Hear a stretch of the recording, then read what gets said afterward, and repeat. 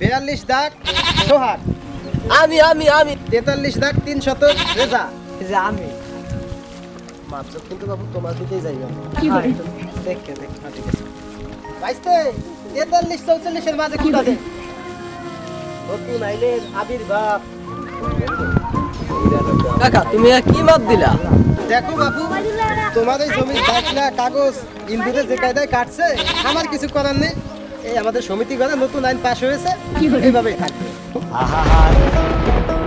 আমি পারি না আর পারি না, আমি কেন মরি না। তোমার মাপ তো আমার খুব পছন্দ হয়েছে। আরে কাকা তুমি কোন কাকার মাপ দিলা? তোমার এই মাপ আমি মানতে পারলাম না।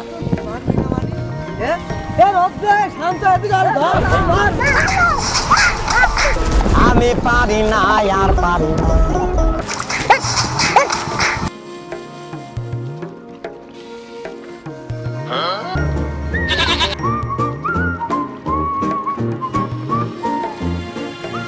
ওরে বাবা মান্দার সামনে যে নেতা নেতা যা সালিশ মাইছে করছে হে চেষ্টা সালিশ করতে।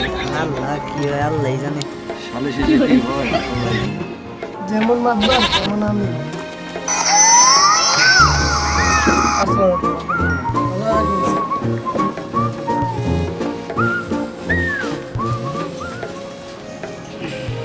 সোহাগ, তোমাকে ঝামেলা কিনে আমার কাছে বলো।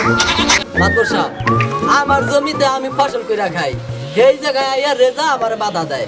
আমি আমার জমিতে আমি যেভাবে কাজ করে খাই ঠাই ই করি, বুয়া মাপ জাত দেয়, এতে বাধা দিছি দেখি আমার মায়ের দৌড় কইরা আতুন বাইন দিয়া লাইছে দেখে না। চুপ থাক বেটা, তোর নামে আমার কাছে অনেক অভিযোগ আছে।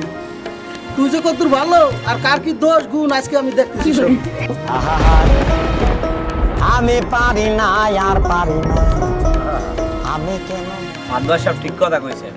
তুমি জলে বাস করে কুমিল্লা পালা যাও মিয়া। বাবু আজ তোমার হাত ভাঙছে, কাল পাও ভাঙবে, পরশু মাথা ফাটাইব। এই দরবার দিন দিন করা যাইবে না। তুমি এক কাম করো, তোমার ওই জমি ওই রেজারে লিখে দাও, ঠিক আছে? আমি পারি না আর পারি না, আমি কেন মরি না। মাতবর সাহেব, আপনার এই বিচার আমি মানতে পারতাছি না। এই বেটা তুই মাদবারের কথা মানবি না মানি তোর এক হাত ভাঙছে আর এক হাত ভাঙ গেলাম বেটা। বসো বসো, তুমি বসো। মাতবর সাহেব, মাতবার হইছেন এর লেগে কিছু কইতাছি না। তুমি কিন্তু অপকর্ম কম করো, চিন্তা করে দেখো। দেখো বাবু, এই আগে পরে কেটা কি বলছে ওই সমস্ত কথা এখন আর উড়াই কোনো লাভ নাই। এখন আমরা যে ডিসিশন নিছি এটাই ফাইনাল।